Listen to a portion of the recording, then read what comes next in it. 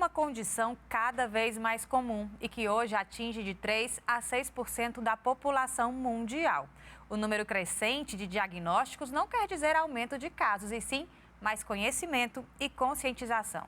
Nós estamos falando sobre o transtorno do déficit de atenção com hiperatividade.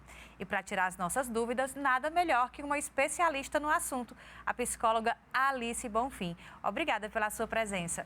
Oi, Ana, é um prazer estar aqui. Eu me sinto lisonjeada por estar fazendo parte desse programa maravilhoso que traz tantos conteúdos bons, né, para o conhecimento da população como um todo.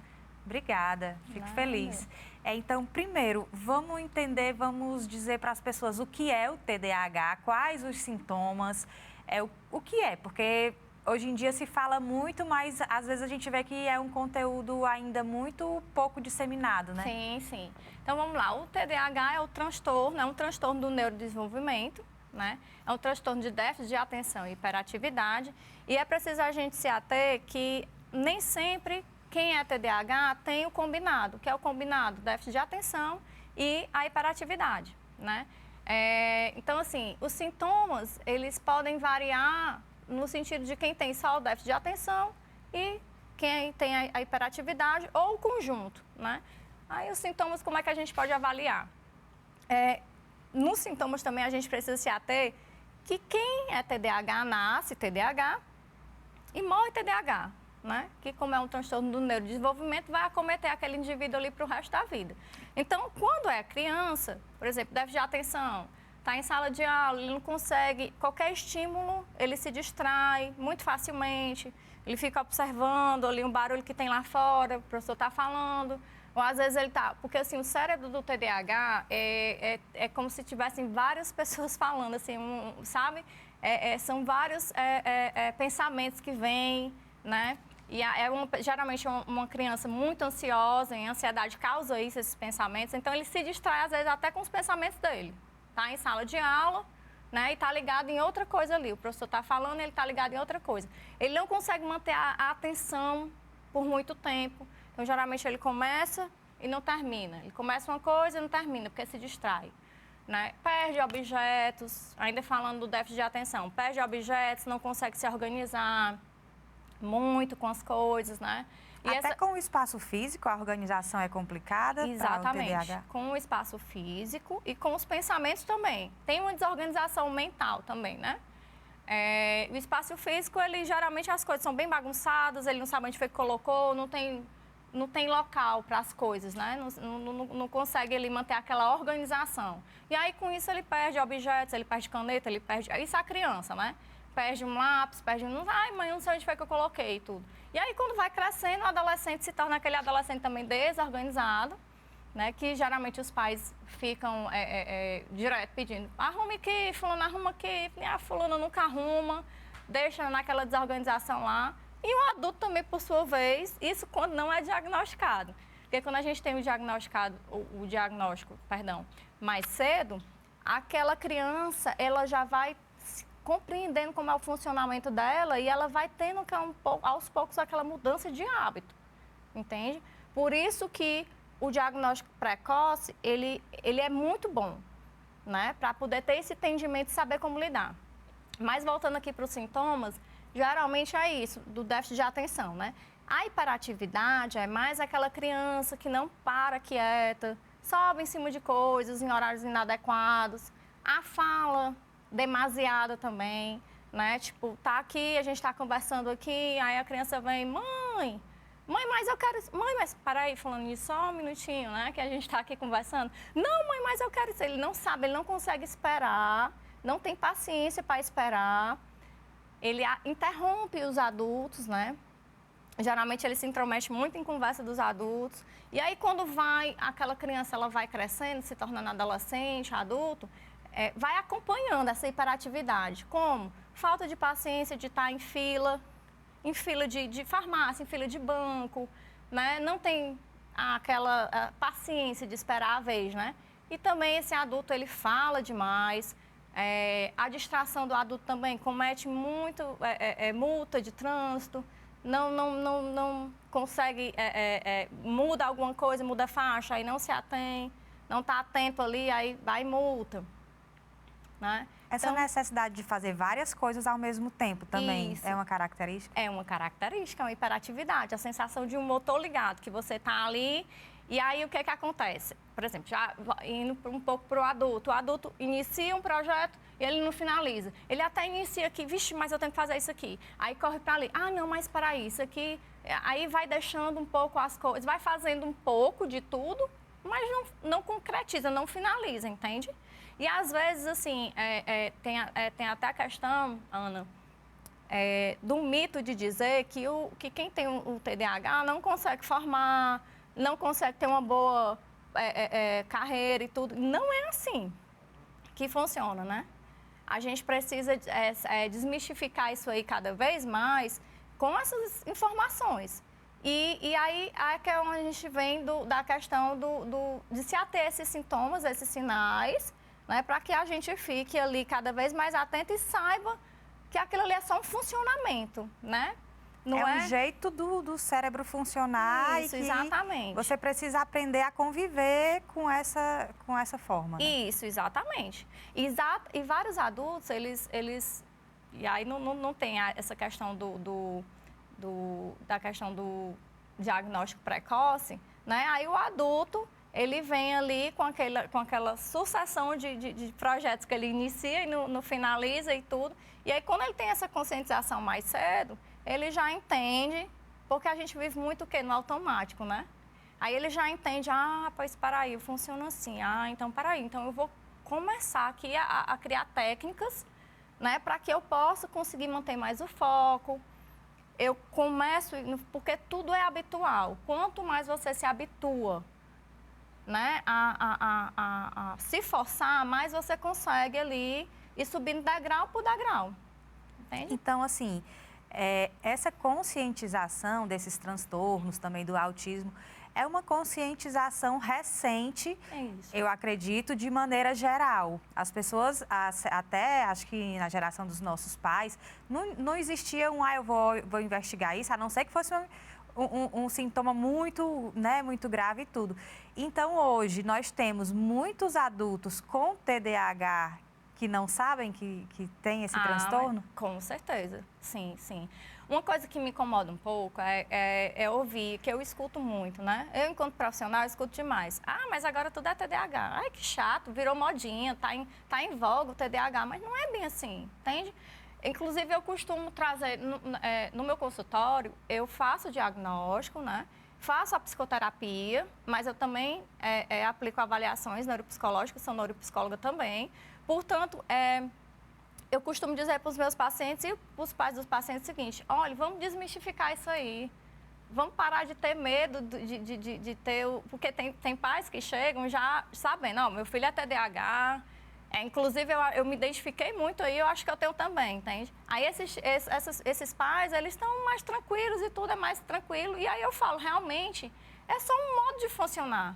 Não tem um bicho de 7 cabeças. Mas como, por exemplo, as escolas, elas estão mais preparadas para receber pessoas neurotípicas, né? Elas não estão preparadas ali para receber o TDAH, que ele começa e não termina, que ele não para quieto, que ele está ali em movimento direto, né? Mas se tivesse, seria bem mais fácil. Então, é só descobrir, é só um descobrimento de como que é o funcionamento ali.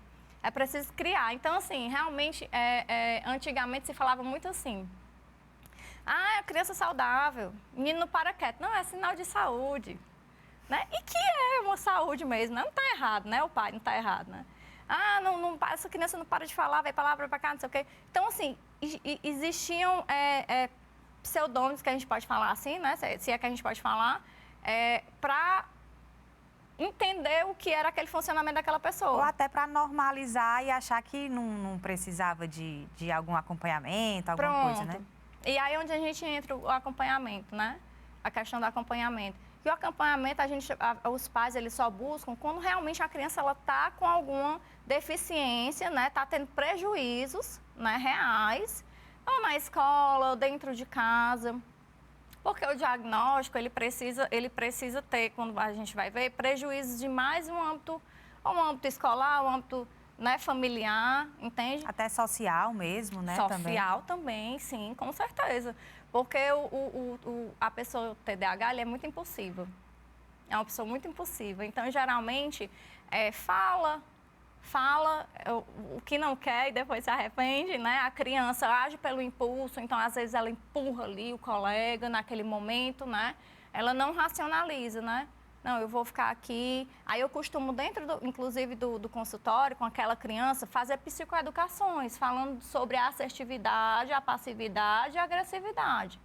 Por que é que a gente faz, às vezes, age por impulso, né? Eu preciso ir explicando para aquela criança, e eu também não atendo só criança, atendo também, né, adolescente e adulto, mas falando de criança aqui, através daquela psicoeducação, para ele compreender como é que ele funciona, por que ele age assim, o que é que não é legal, porque isso aqui já é uma agressividade, né? Mas a assertividade, ele se posiciona, né? Ele pode se posicionar se algum colega chega para ele e fala alguma coisa que ele não gostou. Olha, fulano, eu não gostei, tudo, né? Não faça isso, não repita isso, não é legal isso que você falou comigo.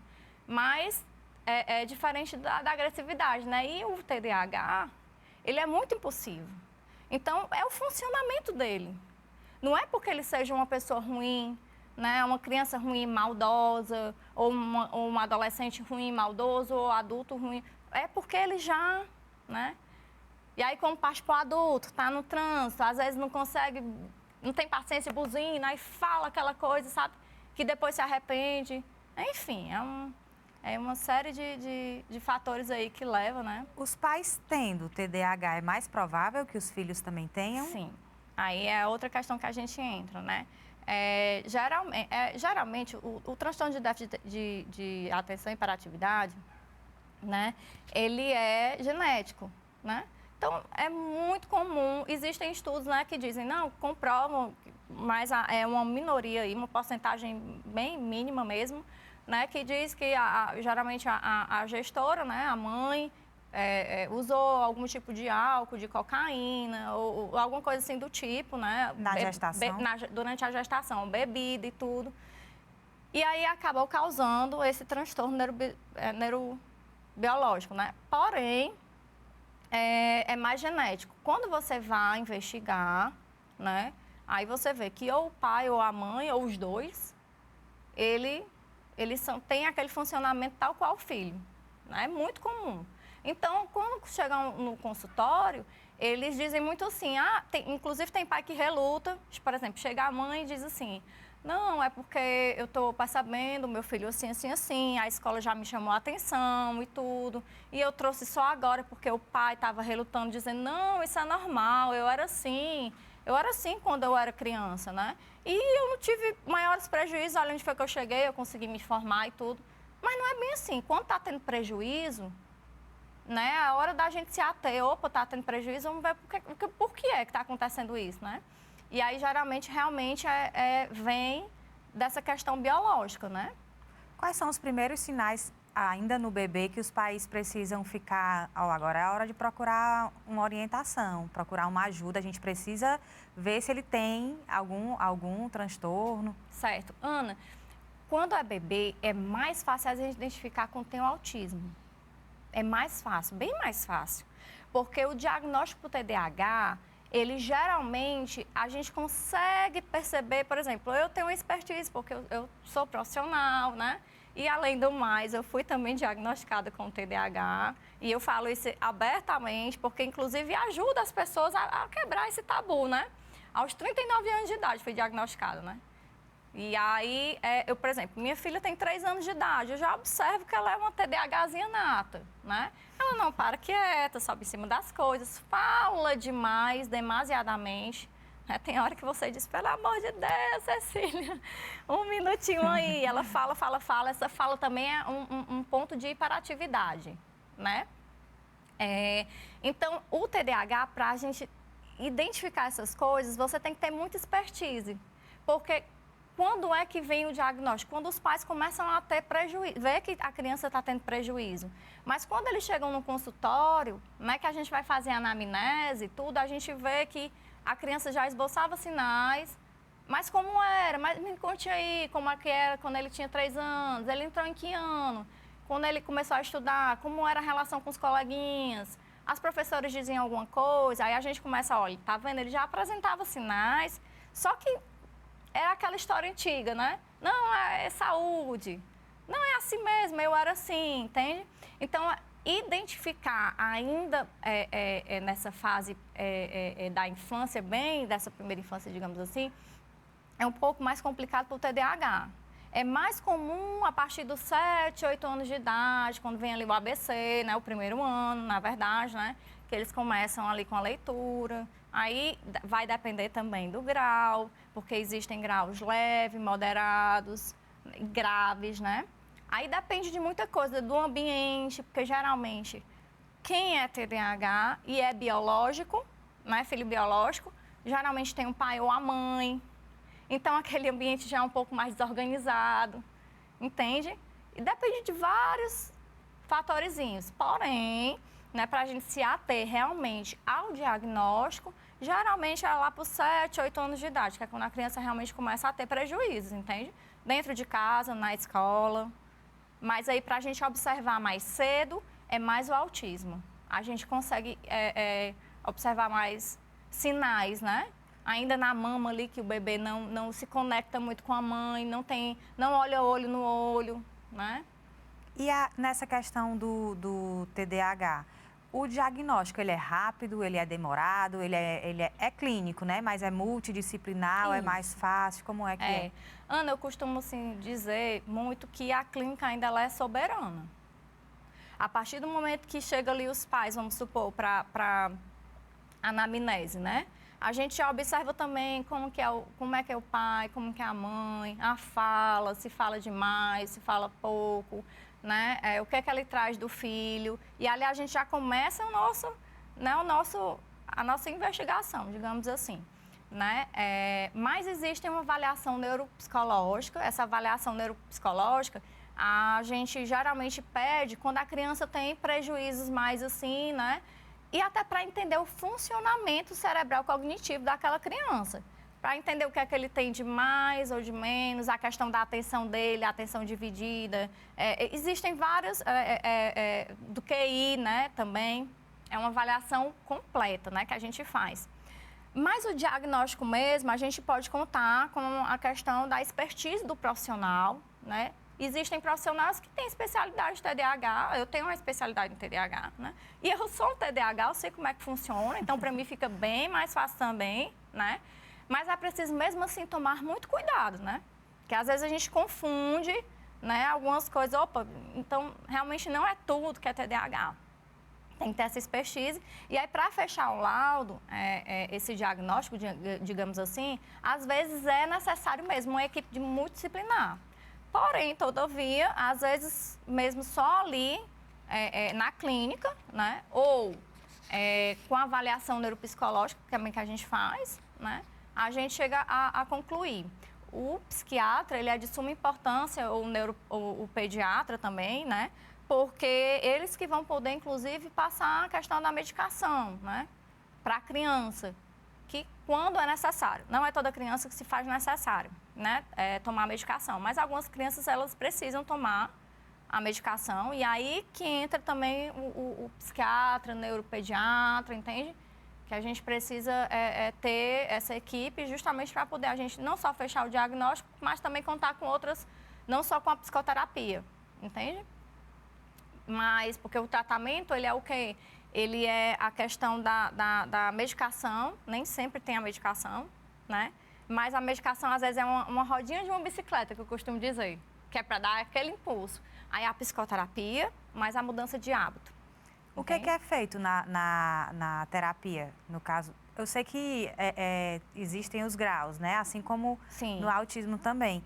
Mas o que é feito? Atividade de concentração, Isso. Aquela criança ela já vai assumir as responsabilidades da vida adulta, até mesmo da adolescência, sabendo que ela tem aquele modelo de funcionamento cerebral. Sim. E aprendendo técnicas que vão ajudar na concentração, fazendo exercícios que vão levar essas atitudes para um lado mais racional, não é isso? Sim, exatamente. Dentro do processo terapêutico, aquela criança... Falando aqui de criança, né, do público infantil. Ela chega no consultório, então ela precisa entender o que é que ela está fazendo ali, o que é a psicoterapia, porque, inclusive, as pessoas acham que a psicoterapia é só para crianças que têm problema, pessoas que têm problema, mas problema tem todo mundo. Todo mundo tem seu problema, mas é para o autoconhecimento. Então, através do autoconhecimento, como a criança é criança, ela tem esse lado, a gente tem que trabalhar com o lado lúdico, né? Mais assim, com atividades e tudo, psicoeducação. Então, lá existe uma série de técnicas que a gente aplica dentro do consultório para que ela consiga trabalhar, ele tem mais dificuldade de concentração. Vamos trabalhar aqui na questão da concentração, memória também, tem a deficiência, que são as funções executivas, né? Que o TDAH ele tem esse prejuízo nas funções executivas, que é essa parte, digamos assim, administrativa, né? É de concentrar, é de executar, é de planejar, e aí a gente trabalha tudo isso dentro do consultório, né? Inclusive através de psicoeducação, mostrando como é o nosso, como é o seu funcionamento, é assim, tudo, né? Aí a gente vai aí fazendo esse trabalho para que ele se conscientize e consiga entender como é que ele funciona e aí alçar voo, né? As pessoas tendem muito a associar o TDAH, a hiperatividade, a essa questão de não parar, de não se aquietar, mas existe também a pessoa que tem TDAH e que fica parada muito tempo, mas naquele momento o pensamento está a todo... E aí isso pode se confundir com outros transtornos também, não é? Isso. Na verdade, a hiperatividade também, como eu lhe falei, ela vem através da fala ou dos pensamentos. O pensamento não para, não cala. Eu costumo muito ouvir, e eu mesma já tive essa experiência, né, de quando você toma a Ritalina, que a Ritalina ela vai o quê? Lhe trazer a concentração, né? Ela vai lhe dar aquela calmaria. Tem gente que diz assim, menino, meu cérebro silenciou. Opa, meu Deus, eu estou conseguindo aqui me concentrar, vamos aqui. Então, eu fui diagnosticada aos 39 anos de idade. Mas por que eu fui diagnosticada, né? Porque o meu irmão, na verdade, teve o diagnóstico, do dele é um pouco mais, né, do que o meu é bem mais leve. Ficou meio que uma confusão entre o meu psiquiatra e a minha psicóloga, e eu no meio dizendo, eu sou. E meu psiquiatra, não, você não é, você tem TAG, que é o transtorno de atenção, de ansiedade generalizada, né? Eu dizia, não, eu sou TDAH. Vamos fazer o seguinte... vamos ver a questão da medicação para ver como é que eu vou funcionar. Porque quem é TDAH e toma Ritalina, aí ela consegue ver a diferença. Opa, eu me dei aqui, eu estou conseguindo assistir mais calmamente a aula, né? Eu estou conseguindo conseguir as minhas atividades, assim, executar melhor. E aí, realmente, quando eu tomei a medicação, eu senti, né? 10 miligramas, que para mim, passar disso, eu já me agito. Mas eu já consegui manter ali aquela... Hoje, eu não tomo mais. Eu acho que eu tomei só por conta de um mês, mais ou menos, por aí, né? Porque eu já tinha expertise, porque eu já sabia como que era.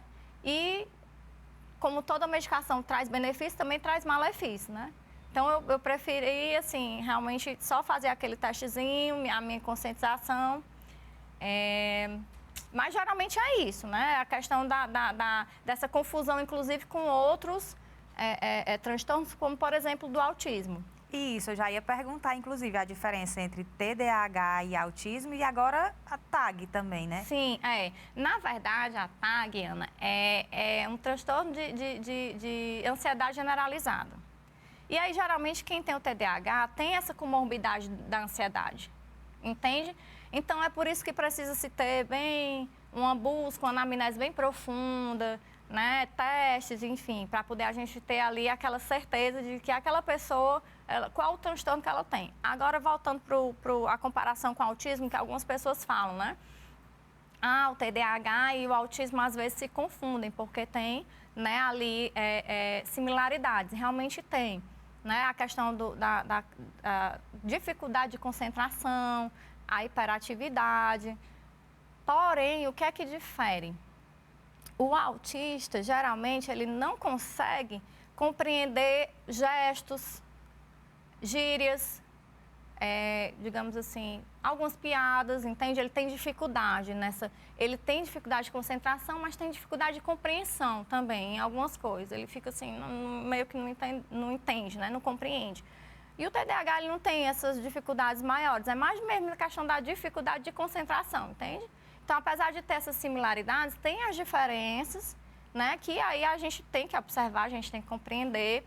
E aí o autista ele tem outras características que o TDAH não tem. Mas o curioso é que às vezes acontece da criança, por exemplo, com autismo, ele ter o TDAH, né? Ele ter os dois combinados, entende? Então é algo criterioso que a gente precisa ter, assim, bem esmiuçar, bem direitinho, para a gente conseguir aí chegar à conclusão do que realmente a pessoa tem, a criança tem, né? Até porque o diagnóstico correto vai fazer toda a diferença para o tratamento adequado que aquela criança precisa, né? Vai sim. Porque, como eu lhe falei, às vezes a criança vai necessitar de uma medicação, às vezes não. Por exemplo, o autista, geralmente, é passado medicação ali para ele dar uma acalmada, né? Porque, às vezes, ele tende a ser um pouco mais agressivo, né? Impaciente, a agressividade dele é mais, assim, abrupta, entende? Aí, geralmente, ele toma ali uma risperidona, digamos assim, para dar uma acalmadinha, né? Já o TDAH, né? Toma o quê? A Ritalina, que é para dar aquela concentração, né? Aí, na fase adulta do TDAH, né? Quando não é a Ritalina, o Venvance, o Concerto. O Concerto é mais parecido com a Ritalina, o Venvance tem outra lá substância. Então, depende muito de cada organismo, digamos assim, né? Eu quero agradecer a sua presença, a conversa muito boa. Os meninos já me Ana, eu que avisaram ali que o agradeço. tempo tá Ótimo. estourado. Por mim, eu ficava aqui, tinha muito mais perguntas, mas eu espero que você volte aqui para conversar com a gente. Sim, foi um prazer. Eu que agradeço. E parabéns pelo programa. Obrigada. Eu espero por você no nosso próximo encontro. Até lá!